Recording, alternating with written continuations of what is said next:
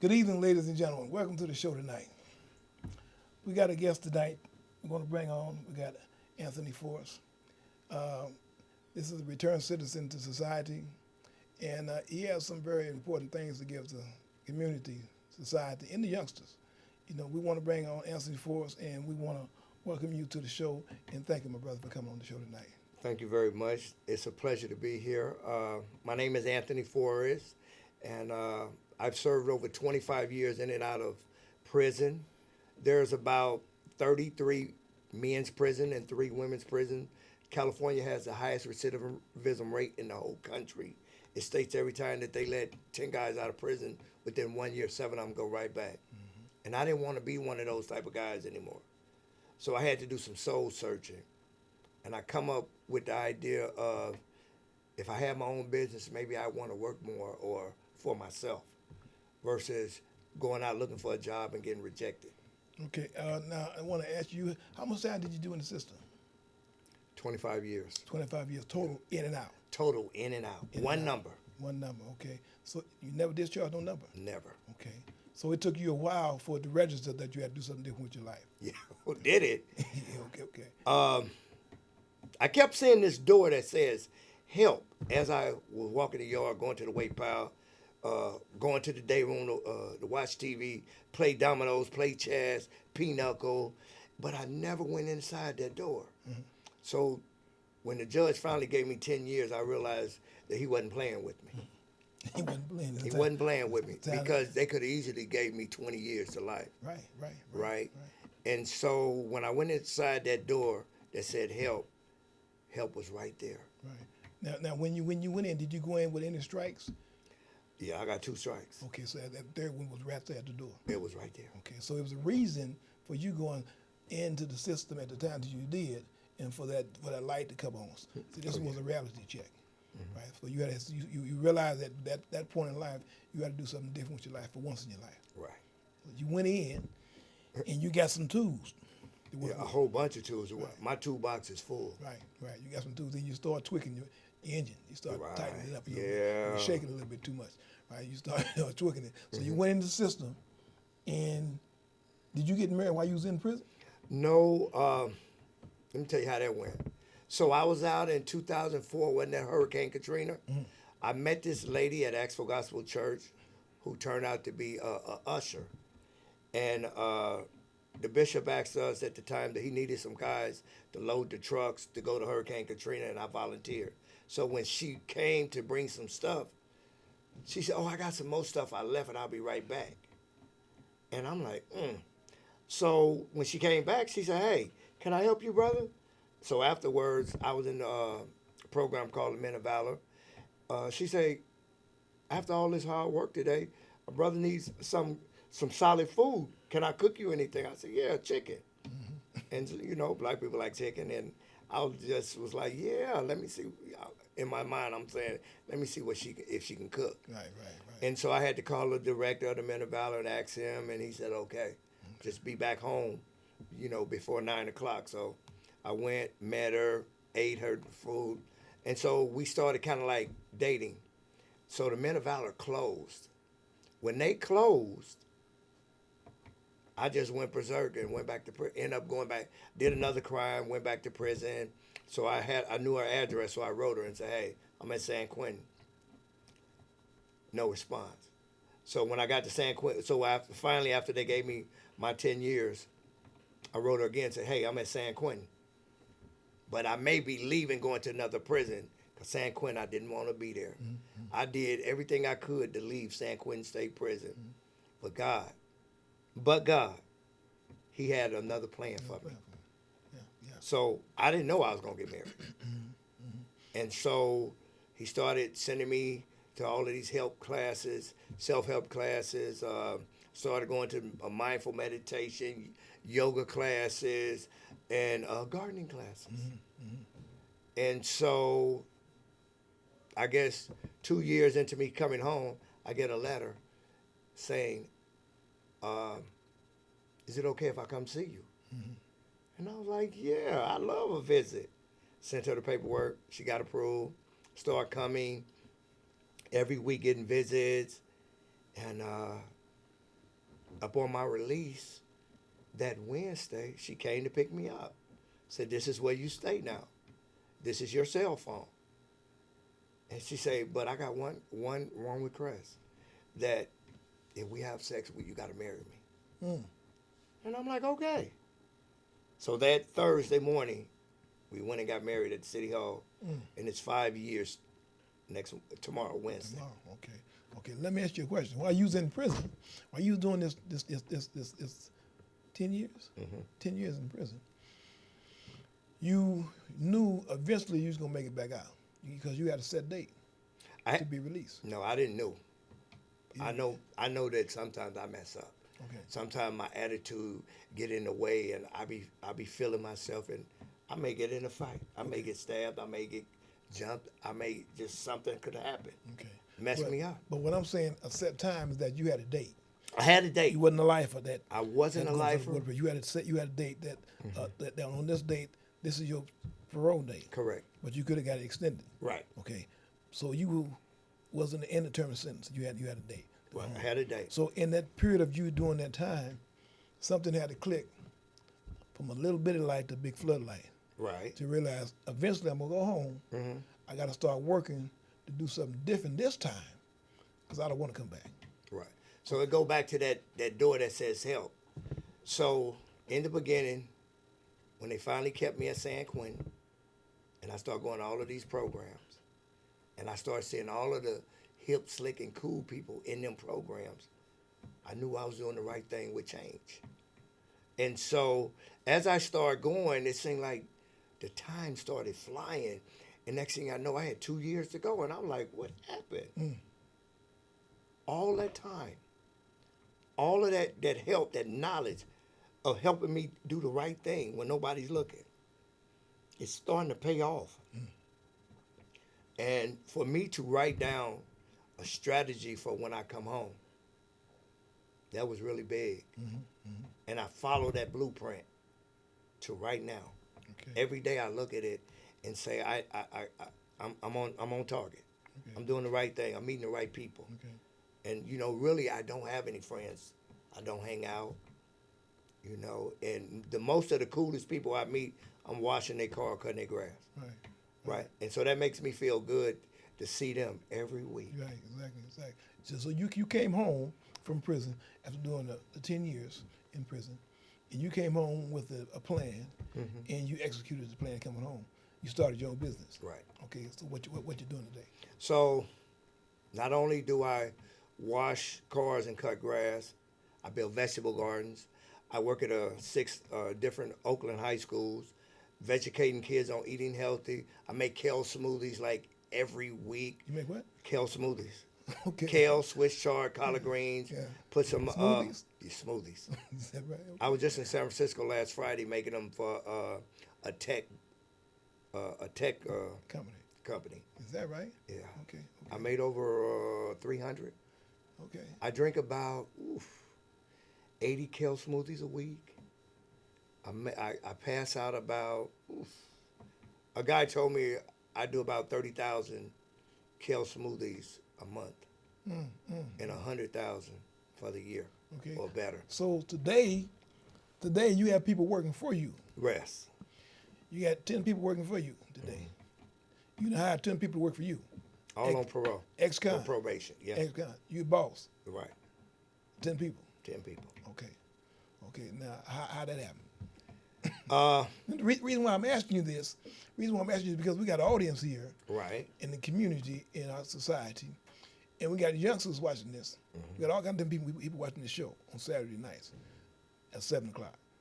And they watch this show, and we want them to see a success story. You're a success story, right? You're a success story. And I'm gonna continue giving you kudos on that. You're a success story. You went into prison, did 10 years, right? You didn't just go into prison, you did this a number of times Right. before you woke up and the light came on. So we want people to know that this didn't just happen. Okay, everything got a reason for it and a time for it. So it was time for this to happen, for the Right. light to come on, for the register that you had to do something different, and you came home and became owning your own company. So I mean, come on, we got something that they want to hear. you know what? It was, believe it or not, after serving that time, walking that yard, writing stuff down, rewriting stuff down, and putting all of that positive energy together in a pot, it was so easy when I came home. Because I kept doing it repeatedly inside. I'm going to change. I'm going to stay changed.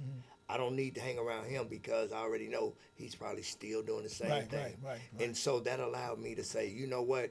When I'm able to go around these guys, I'm going to come back and see if I can take some of them up out of there. So I go to the old hood every day, every week, and I pull over and say, is you ready? If they ain't ready, I keep going. Is that right? Come back the next day. Right on. I feed them though, Right. buy them water, Right. and I leave. But one of my best friends who passed, and he wasn't really ready to give up the game, the life, and he passed. He used to come to my house every day to eat, and my wife accepted him. At first, she said, "Why this dude keep coming over here and you keep feeding him?" But she realized that was one of my old get high buddies, and I wanted him to change. Right. So he could call her or me, and we'll bring him something to eat. And when I go buy cars, I can always count on him to go with me to pick up the car. And it's okay to let him drive that car back home. And he know how to come straight to my house, because he knows that I'm there for him, There for him. unconditional. Right. You there for him. Right. And when he passed, that took a part of me, because it's like I don't really have nobody to do that for me no more. I don't really have the opportunity to say, well, call him, he'll go with you. And I tell my wife, she can always call him, and she can go pick him up. And you know, it's hard to have a friend that was in the life with you, and when you change, he's still there for you. Right. And we always talked about change. And I really thought he was going to be on the same page with me, but unfortunately he wasn't. Right. But you know, I love that guy to death. My wife always asks me, how many kids do you got? I say, man, I think my oldest son is like 50, because sometimes, man, you have to adopt these guys and hold their hand and let them know it's going to be all right. You don't need drugs. Right. You don't need the streets. Right. You know, and a lot of them don't even use drugs. It's just the fact that they so used to living a hard life, they don't know about an easy life. Exactly. You know? Yeah. The youngsters, they need to hear what you're saying, man, because you're making a difference just being on this show talking, and the youngsters watch this show. All my relatives watch it. You know, I got a lot of youngsters in my family, and all of them watch it. So you're making a difference, and you don't even know it. Right. By people watching this show, listening to what you have to say, because there are a lot of youngsters don't want to work, and they got job opportunities here in San Francisco. Right. The shipyard, they're redoing the whole shipyard. And they got jobs strictly for people in the community, and youngsters don't want to work. They want to sit on the corners and smoke weed, get high and talk about what they did yesterday or last week. I'm going to tell you a story about what really wanted change to come upon my life. When I was going to court in Santa Rita jail, I used to look out the window every day and see this Mexican lady pushing that garbage can, picking up paper every day, and always smiling. And I said, dang, that's what I want. Every day I can count on her walking and cleaning up of the paper that just flew in the yard, and she had to go pick up the paper, and she was feeling good about it. You had a job. Had a job. Yeah, something that she can count on every day. Right? It helps her pay her bills, helps her to go on vacation. And I said that if she could do that, I can change my life. With a smile. With a smile. Yeah. So we people don't think about the small things. I tell people in life, even the ugly things you got to appreciate in life. Right. Because if you had all peaches and cream, what would life be like? So the ugly things in life, you got to appreciate even the ugly things in life. Right. That's what we have to do. You know, and like I say, on this side of the fence, on this side of the wall, we making our own choices. Can't nobody change them but us. Right. You know, we in penitentiaries, in prisons. Somebody get killed or stabbed or whatever, they might have a yard down. In the days where they have a yard down, put them on a gurney and run them across the yard, resume the program. Right now they do something a little different. But we don't have to worry about that now. You know, we got to worry about what's out here, and we can deal with this deal, because if we deal with that in there, this is easy. This is easy for us to do. If you make it past prison, Right. This is easy. when you come on this big yard, this the real big yard, Exactly. right? Exactly. You learn how to conduct yourself in society where more people look at you and respect you because of where you've been and you made it back. Exactly. Exactly. That's why we have you, because where you been, right? A lot of them ain't been. Right. A lot of them youngsters watching the show tonight, see, they look at you because you've been there. You've been on both sides. You've been in the trenches, so to speak, right? So they look at you and say, wow, if he can do it, I can do it. I ain't never been to penitentiary. I got a high school diploma, I got GED, whatever they got some kind of paper. If you don't have it, go back and get it, right? And once you get it, they can't take it from you. It's yours, right? So get that education. Listen to what the OGs say. Listen to what the people coming home from prison are saying, the returned citizens. Listen to what we're saying, because we're not going to tell you nothing wrong, because if we tell you something wrong, it's going to affect us the wrong way. Correct. Right? So we're going to tell you everything we tell you is right. Right? And this show today, for you being on this show, hey, man, it's an honor to me for you being on this show. It really is. It's an honor for me to have you on my show.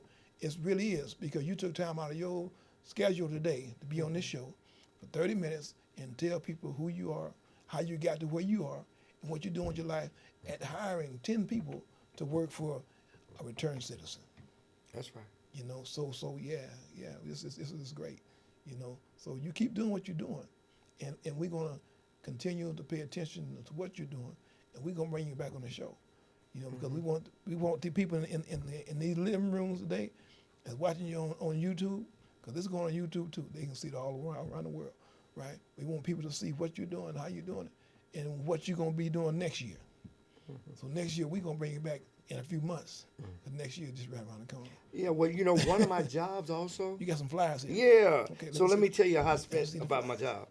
One of my other jobs. I'm part Jamaican.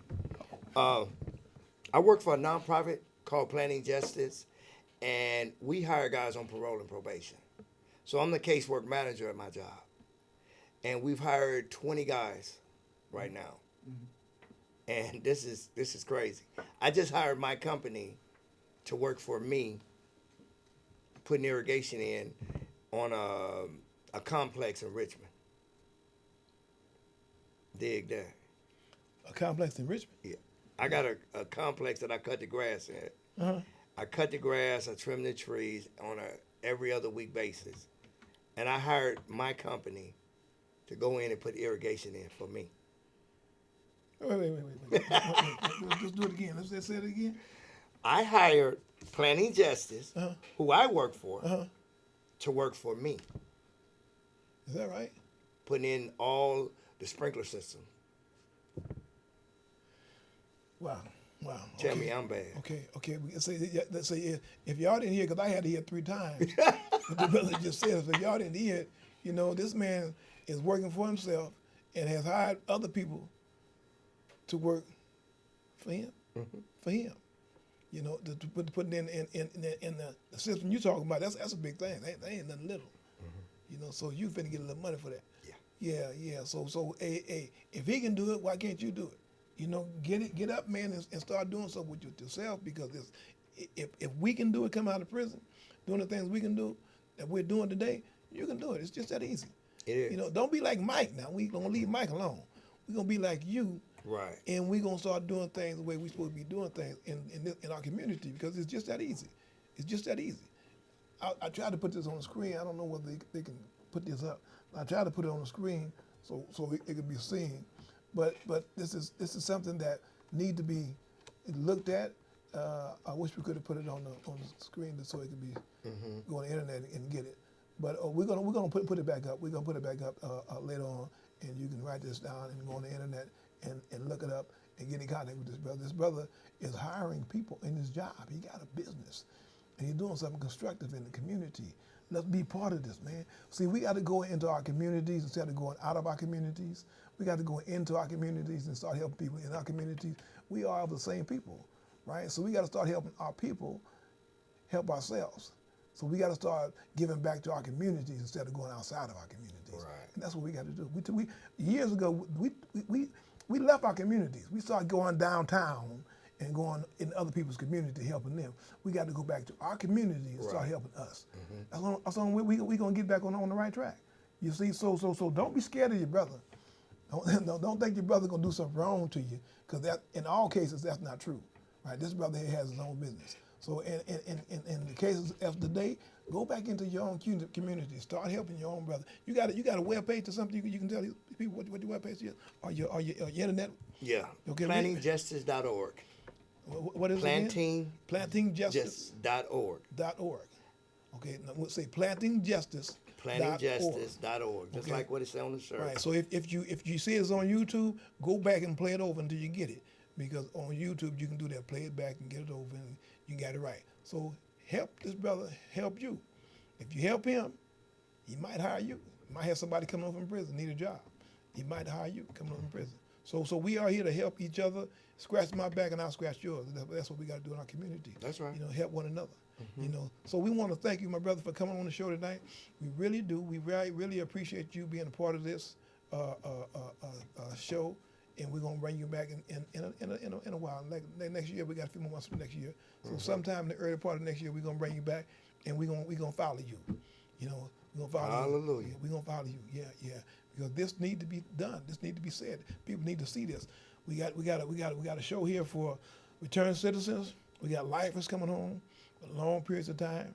You know, we got people coming home with 20 years and over. That's done time, and we want society to know that whatever crime we committed, you know, some people commit small crimes, some people commit big crimes. Okay, but for whatever crime we committed that crime. We ain't crying about it. We ain't scrapping about it. We did the time for our crime. We paid a debt to society. Right? That's the bottom line, right? We're home now, and we ain't going nowhere. We back. We gonna be here. You know, we're remorseful for whatever crime we did, but we're back in our communities, and we're back in our communities for a reason. We're back in our communities to clean up. Right. Just that simple. So the youngsters got to know that we ain't back here jiving and shucking. We back here to clean up our community because we was part of that wrong that happened in our communities. So we come back in our communities to clean up. So if you're doing wrong in your communities and we see you doing wrong in communities, we gonna jack you, man. We gonna jack you. You know, I don't want you climbing inside my aunties or my cousins or my brothers or my sisters' windows stealing ABCR. That we don't want that to happen. So if we see you doing something wrong, we gonna say something to you. You know, don't get upset about it because we doing what we supposed to be doing. We trying to correct the wrong. We trying to make a wrong right. That's all it is. So you know, when you see us, you know, give us a hey or something, OG or whatever. But you know, it's kind of like do what you're supposed to do in your community. Be part of your community. If you're not part of the solution, you're part of the problem. It's that simple. You know, so we got to make this right, man. You know, we're here to make a difference. So my brother, thank you. Thank you for having me. Thank you. You know, thank you for coming on the show, and we're gonna look forward to seeing this brother again in the future. Okay, so with that, we're gonna end for the night, and we're gonna say thank you, and watch the show Saturday night at 7 o'clock. And if you can't get it on your television, you go on YouTube and type in the Wendell Elamine James Show, and you'll get any episode you want to look at. Thank you. We want to say goodnight to the audience, but with us saying goodnight to the audience, we want to bring on the brother's website and give the brother website to the society, the communities. If they want to get in contact with this brother, they can get in contact with him, and they can see exactly how they'll be able to get in contact with him and show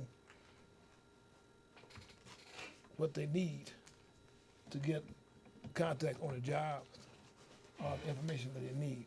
So that's what we want to show to the audience and the communities today, is to give them.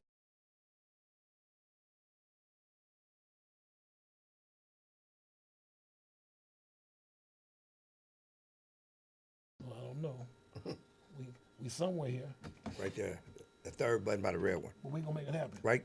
We're gonna make it happen. There you So go. that's the hookup to the brother's website and the information that's needed to get in contact with him. Like I said, we need to help each other in our communities. We need to do things that we should have never stopped doing, but we did, and somebody reminded us that we got to go back to our communities, back to the village. So this is part of the village that need to be helped. Contact this brother. The brother can help you, help yourself. So let's make this happen. Get in contact with this brother on his website, you know, and allowed to him to come on and help you help yourself. So that's what we need. It's on the television screen now, so write it down, go on your computer, find out what you need to know and talk to the brother. The brother talk back, okay? So you guys, you have a good evening. Tune in next Saturday if you need to see this, and you can't see it on television because it comes on Comcast Xfinity. If you can't get it on television, go on to YouTube and put in the Wendell Elamine James Show and look at all the interviews that you want to look at. We got 57 interviews on YouTube, so take a choice. I'll look at them as many times as you want to. You guys have a good evening. We'll see you next week.